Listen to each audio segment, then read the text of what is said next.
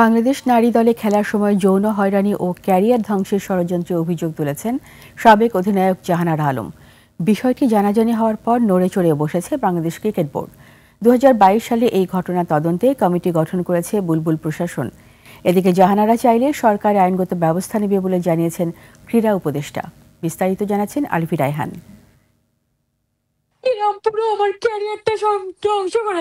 Niacinamide ও salicylic সমৃদ্ধ lily face wash যা ফেসের ডেড স্কিন সেল দূর করে দেয় দ্বিগুণ ফাস্টার ব্রাইটেনিং। জাহানারার এই ইউটিউব সাক্ষাৎকারে ক্রিকেট অঙ্গনে তোলপাড়। জাতীয় নারী দলের সাবেক অধিনায়কের অভিযোগের মূল তীর সাবেক নির্বাচক মঞ্জুরুল ইসলাম এবং বিসিবির নারী উইংয়ের সাবেক ইনচার্জ প্রয়াত তৌহিদ মাহমুদের দিকে। গুরুতর যৌন হয়রানির পাশাপাশি ক্যারিয়ার ধ্বংস করার ষড়যন্ত্রের অভিযোগও করেন জাহানারা, যার সঙ্গে তৎকালীন বোর্ডের অনেক কর্তা ব্যক্তি, জাতীয় দলের কয়েকজন কোচিং স্টাফ আর খেলোয়াড় যুক্ত এর সাথে।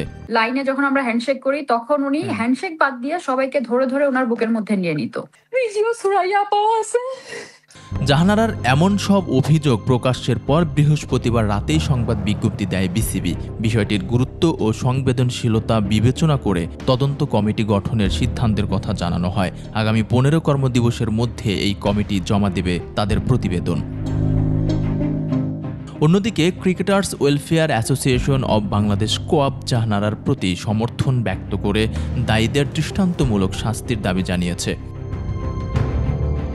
আইনগত ব্যবস্থা গ্রহণের আশ্বাস দিয়েছেন ক্রীড়া উপদেষ্টাও। আমাদের দপ্তর থেকেও যিনি ভুক্তভোগী তার সাথে যোগাযোগ করা হয়েছে। তিনি যদি কোনো আইনি ব্যবস্থা নিতে চান সেক্ষেত্রে এটা যেহেতু এটা একটা ফৌজদারি অপরাধ একই সাথে, তো এটা আমরা সরকারের পক্ষ থেকে সর্বোচ্চ গুরুত্ব দিয়ে এই বিষয়ে যেন যারা জড়িত তারা সর্বোচ্চ দৃষ্টান্তমূলক শাস্তিটা পান সেটা আমরা নিশ্চিত করব। আলভি রায়হান, 21 টেলিভিশন।